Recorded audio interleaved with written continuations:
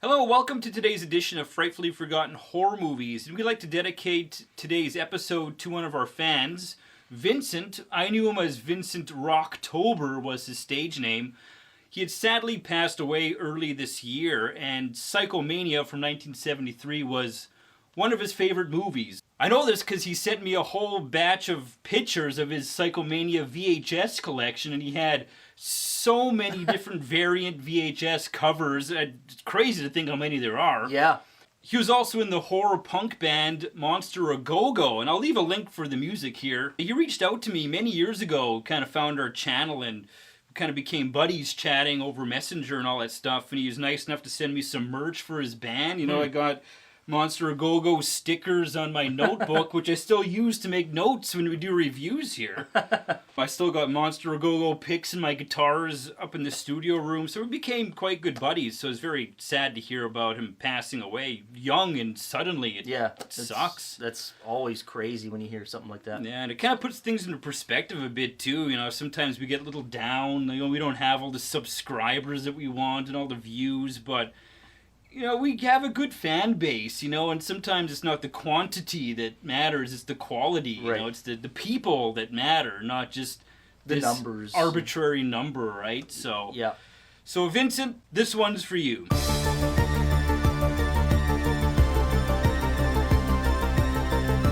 Before we get started, what are we drinking? Today we're drinking Blake's Gold Golden Ale. Psychomania was directed by Don Sharp, and he actually did the Hammer movie Rasputin, the Mad Monk with Christopher It's a Lee. wild movie. He also did Kiss of the Vampire and the really rare movie to find, Curse of the Fly. George Sanders is in this, and he is in tons and tons of movies. He's one of those old school actors who is in everything. Sadly, this was his last movie. He committed suicide very shortly after making this movie. But he was also in Village of the Damned, which we covered a couple of years ago. Nicky Henson is in this, and he's in a few things. He's in Witchfinder General with Vincent Price. He's also in the horror comedy Vampira. So Psychomania starts off, we get this panoramic shot of this kind of Stonehenge-looking cemetery. All this fog. Yeah, and people riding their motorcycles around like these big, huge blocks of stone. This biker gang is driving at full speed on this backcountry road, and there's this guy in a lorry. They play chicken with him. He goes through the windshield and dies. The main character, Tom, he's like the leader of the gang, and he's all hyped up and amped up. He's like, let's do it tonight, let's commit suicide, and he's all nuts. His girlfriend's like, no. Let's hold off. He ends up going home to this huge mansion. His mother is conducting a seance with a bunch of people. Butler, whose name is Shadwell, and he's kind of almost overseeing the whole thing. Tom asks his mother, he's like, can you show me the room where my father disappeared? I want to see it. And there's this weird, mysterious room. It's been locked ever since. You almost get the sense that Shadwell's kind of pulling the strings a little bit, right? He unlocks the door and he goes in, and there's this mirror in the room. He walks past the mirror and you see his reflection, and then he walks back and then you don't see his reflection. So it's almost like magic is beginning to happen. And he looks into the mirror and he starts seeing all these visions. He gets visions of himself as a baby, and his mother's offering him to this cloaked figure. He ends up collapsing and he wakes up. His mother says, it's possible to cheat death, but you have to believe in it. So Tom gets the gang together and they go into town let's do it. So they go into town, they start terrorizing all the people. The cops get wind of this and they start chasing down the gang. And there's this really cool chase scene through the city, through the countryside. Out They to the highway? Yeah, they really run him down. Tom notices a bridge and he just drives right off the bridge. He's doing it. That's it. And he falls into the water. Tom does die by going off the bridge and drowning. His girlfriend approaches his mother in that 670s pad, with all the sunken living room and all that weird furniture. Can me and the gang bury Tom our own way at the Seven Witches? And she's like, oh, okay, yeah, go ahead. Yes. And so like it's all easy. Yeah, like I don't know how they got the body, I don't know, but so they bury him at the Seven Witches. On his bike, he's sitting in the open grave on a bike, I guess embalmed. With his head not even like it's past the ground level, so if you were to fill in the grave, his head would be sticking out. And there's some guy playing this sick folk song. Yeah, but the chosen few know of his name. Hell of a funeral. Yeah, man. it's one hell of a send-off. But who shows up in this like old school black car is Shadwell. Walks up to the grave and he's got this amulet and he throws it in the grave before they bury him. We then see this couple, they're driving down the highway and they get a flat tire. The husband's got to go to the garage to go get help, and the wife says, well, why walk around and you can go through the Seven Witches? You take the Seven Witches? He doesn't really want to. Yeah. He's kind of scared of it, but he goes, okay, whatever. He goes and he's walking through.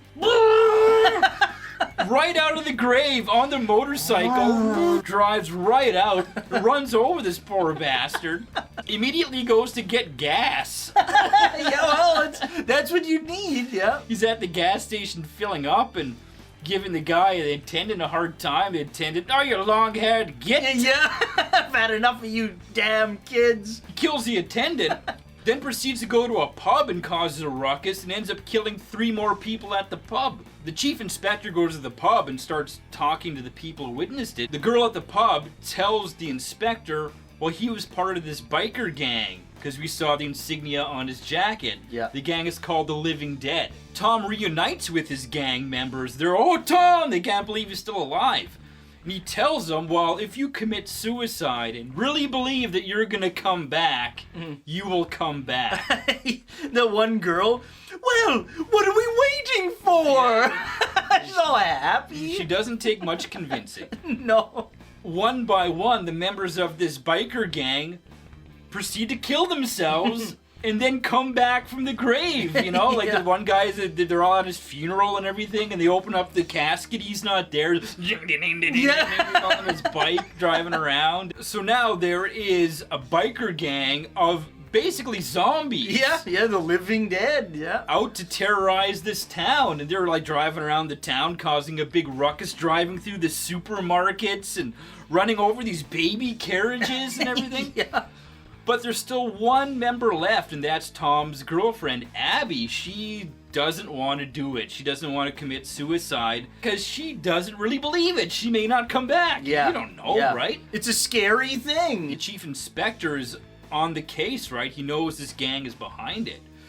And he tries to enlist the help of Abby to try to take down the gang.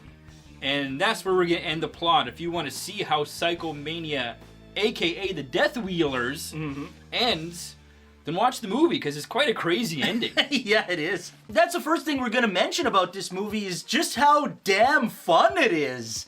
It's a fucking fun movie. And that all comes down to, you know, the motorcycle theme that this revolves around and all the stunts and all the chase scenes and everything that goes with it. Plays into that whole 70s motorcycle craze and the cults. And the movie is like legitimately not just fun, but funny. It's a funny movie and it's legitimately funny. You know, you can tell that they are tongue-in-cheek with this movie. They're having a good time making it. Yeah.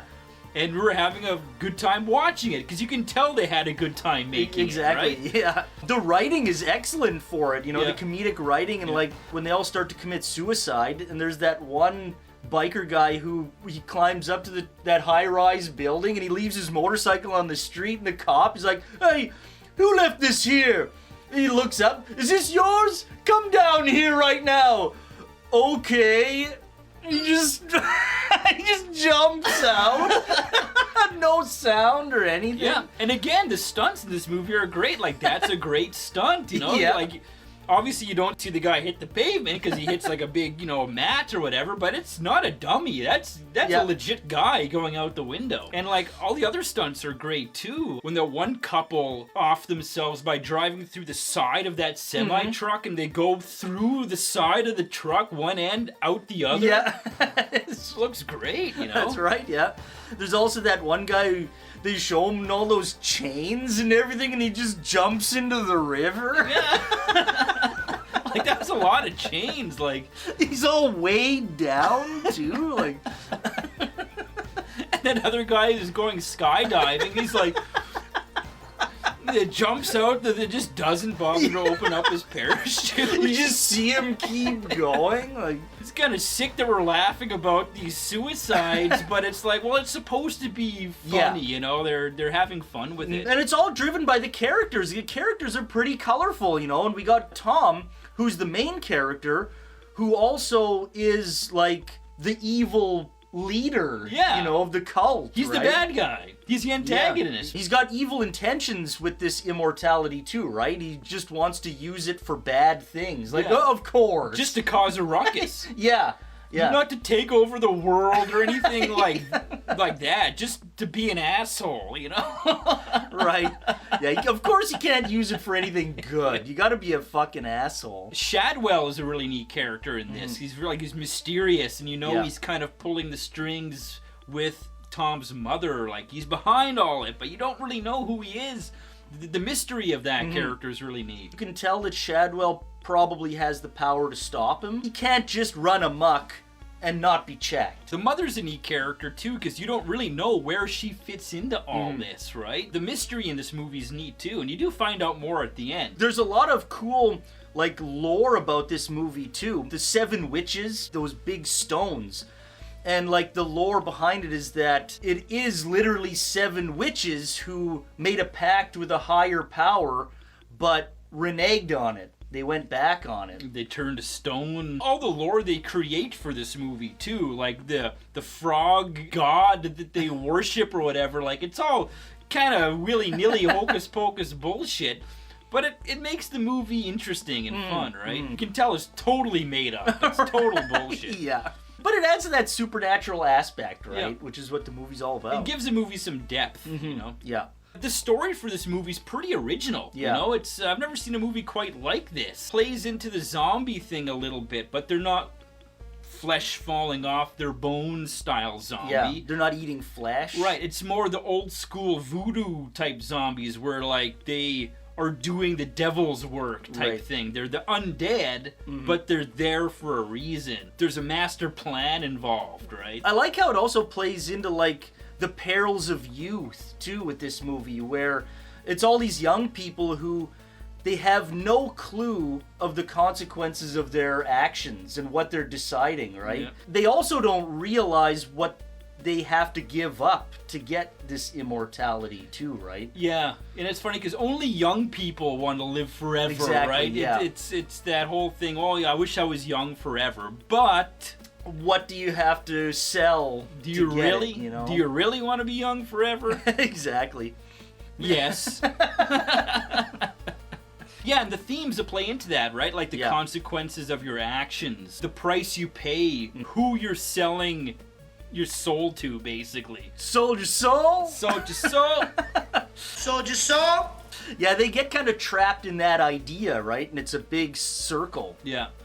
They can't get out of it after, and that's kind of...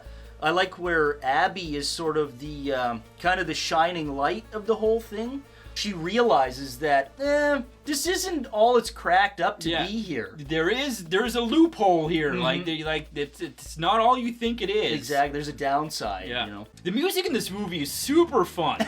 Yeah. It's great, of course. It's just 70s rock and roll, biker rock, like doom rock or whatever you want to call it. Like, it's really good. It suits the movie perfectly. Yeah, it's got that psychedelic... The wah-wah pedal. Yeah. And for being a low-budget movie, like very low-budget movie, they make the most of their budget, That's really. right. Like, Yeah. they spared no expense with the stunts. Stunts are great. And even the effects are really cool, like when he walks past the mirror and then he walks back towards the mirror and his reflection is gone. Like, neat little illusions like that. It's too bad there's not a really good looking version of this movie out there. Like, any version I've seen or tried to find or watch looks pretty shitty. Yeah, it's just like the VHS rip. Yeah, it's all basically. VHS rip. There's no like really good transfers, so it's kind of too bad, but it suits the movie. Yeah. I kind of like it. I like that grittiness. I like that shitty look. And the VHS I have for this movie is the worst cover ever. Like, what does this tell us about the movie? It's just them sitting there doing nothing. Yeah, and even the back is And the back same. is the same picture. There's no zombie bikers. There's no bike gang. Like, what the hell does this tell you?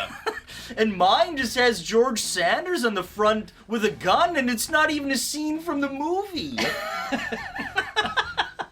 It's a pretty tight movie. They get a lot across in, an hour and a half. Yeah, like a lot happens, and it happens quick. Yeah. And you're never really bored because, like, even the silent long scenes are interesting. They move the story forward by showing you more than telling you. Right. It's not all just, and here's what happened. Yeah. It's all visual. Like the visions he has when he goes into that room, all that kind of stuff is giving you clues. You just have to piece it together yourself, right? And it makes it more interesting that way too. You know? And the ending for this movie is pretty interesting. It's bizarre. It's a bizarre ending. Like, the mother suddenly turns into a frog. Yeah.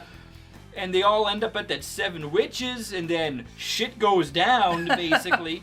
But it is commentary on something. It's all a commentary on youth. Yeah. And giving up things for something else, and what are you willing to sacrifice? And is it worth the sacrifice? Yeah, and right? it's like, of course, when you're young like that, you're not thinking of the consequences. You're not thinking of the future. The ending really wraps everything up into a neat little package.